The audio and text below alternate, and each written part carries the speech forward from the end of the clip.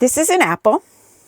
This is also just like a person. It has a skin. It has a fleshy, juicy part. It has a core that protects the seeds and the seeds that grow into something beautiful, something new. And external forces can turn that core brown and kill those seeds. The same thing can happen to people. Only the things that brown our core and our seeds of creativity are things like advertising, social media, not getting enough likes, the opinions of other people, fear, inability to move forward, probably because of fear or discomfort or whatever. That's not for me to say.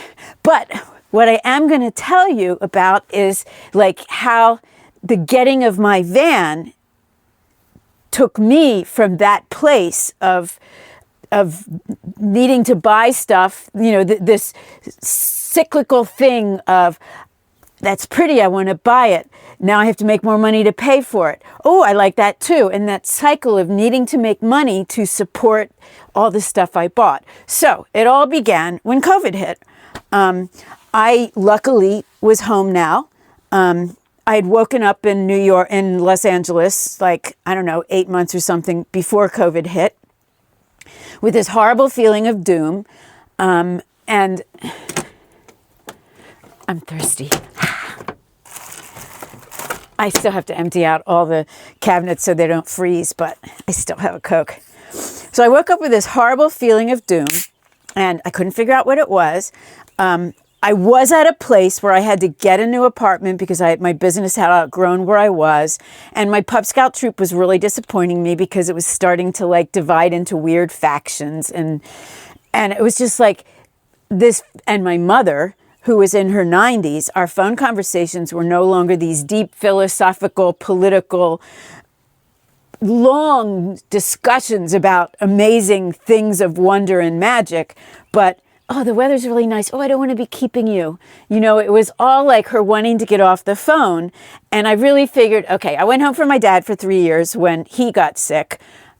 Maybe I should find a new adventure. So I gave my notice at my apartment, which was this luxury, amazing, tiny apartment, small, but rent controlled. And I moved in 2008. When rents were crazy low. So it was hard to give that notice and to leave there. But I started having yards, not yard sales, because I didn't have a yard here, selling stuff on Craigslist and ordering a U-Haul it type pod. And I sent all my stuff back home, and the plan was I would book all these people matching pet fashion shows across the country and use Pennsylvania as my home base so I could be there for my mother, and still have have an excitement in life. It was like a new adventure. It was time for a new adventure. And I felt like that's what this feeling of doom was telling me. So, boom. I just went off and did all of it. I spent that year or 8 months or whatever it was designing this really cute collection of people matching pet clothes. I went on one show. I booked 8 all across the country. And my one that I was supposed to go to on, I think it was March 15th or 18th or something like that.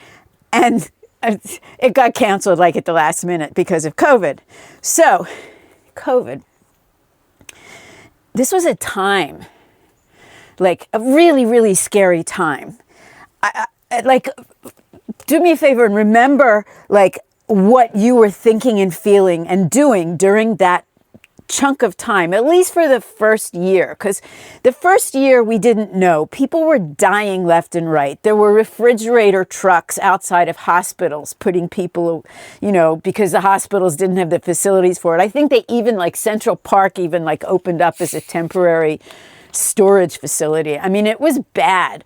All we could think about was the 1918 pandemic and how and when that ended and when would this end. We just didn't know. There were so many unknowns that it was really scary.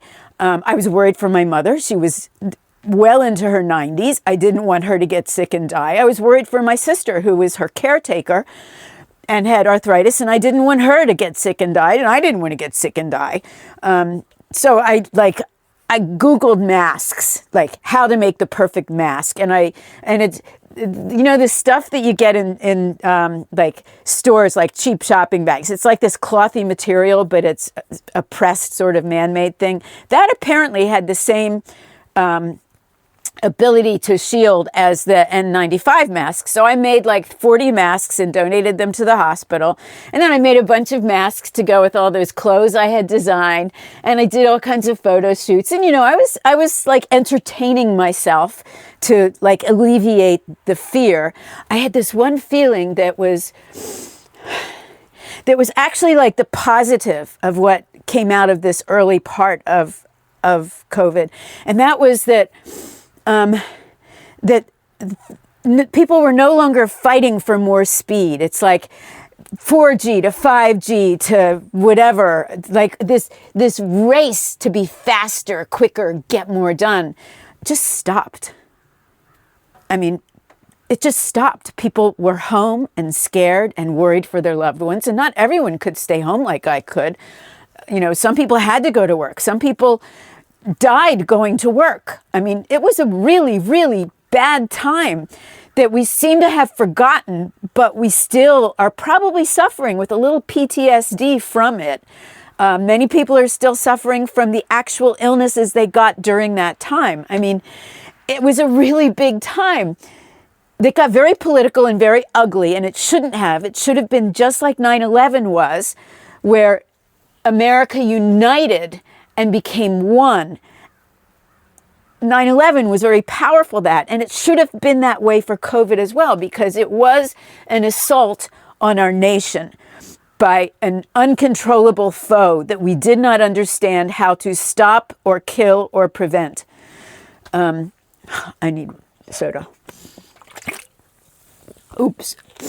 I'm putting a lid on it so I don't like shake it all over the place. Anyway, so one thing that I did do when I wasn't like doing these photo shoots and trying to post pictures and I was growing my Instagram doggy page with all kinds of artistic stuff. And at that time I had my 2 dogs. They both died since, but they died at like 17 years old, which is very sad. But I have a new dog, Sammy. You met him. So I was watching YouTube, and I'd always had this thing for tiny living. When I got that big apartment I told you about that was in this luxury building where they cooked chocolate chip cookies every morning for the tenants, and there was a grand piano and a swimming pool and a full amazing gym, all for $850 a month because the economy had tanked, and rent control. Why was I starting that? I hate when I do that. The tiny living thing. And in that, it was a 350 square foot apartment. So I had to learn to live tiny. I had to decide what I was going to give away or throw away before I bought something new. And all of the yard sales I had when I moved away to help my father for 3 years, those had taught me that, your beautiful treasures that you love, that have irreplaceable value, but you can't take with you because you have no, it's like you're moving across country. I put them on sale for cheap, like $5, $4. People would say, will you take 3 for this? And I'm like, ugh. So now whenever I would go shopping for something, I'd see it and be like, oh, it's beautiful. I love it. It would look so good in my apartment. What's the yard sale value? So I stopped buying stuff and I watched all those tiny living shows, and it was amazing. And then when I did move home and did my first show in Atlanta, I saw this ProMaster passenger van with just dozens of people climbing in and out of it. And I was like, that could make a tiny house. So I ended up going on YouTube, seeing Vanlife on YouTube, and it's going could I do this? That's the first thing I said was, could I do this? So that's a good question to ask yourself when you have any dream. Could I do this? And then research how. For me, the question was, could I afford to do this? So I found this website of this guy that broke down his cost. He broke it into 3 things: the shell, the electricity, and the plumbing maybe. I forget what the third one was. That would make sense. Like the shell was all the wood and stuff. So all the stuff you have to buy. And I figured out that, whoops, he put much more in his van than I was going to put in my van. And I couldn't afford what he did. But I did some research, like looked stuff up, and I was like, I could afford it. I'll give myself a $10,000 budget, and I'll just start drawing out my layout, and I'll start like shopping for the things on Amazon and making a spreadsheet and seeing if I can actually afford this. And I could. And so I ordered a van. I drove a van, loved the drive. It was so easy to drive. Like you might think that it's like driving a truck, but it wasn't. It was like driving a car, and I'd driven trucks from like U-Haul and stuff. So then I like got serious about, my hands are cold. I got serious about, designing it. I joined the ProMaster website. I got really good advice from people who had built a ton of ProMasters, like people that were on like their third and fourth conversion. And, you know, they shot down some of my ideas that I'm grateful they shot down. You know, it's good to listen to people that have more knowledge than you.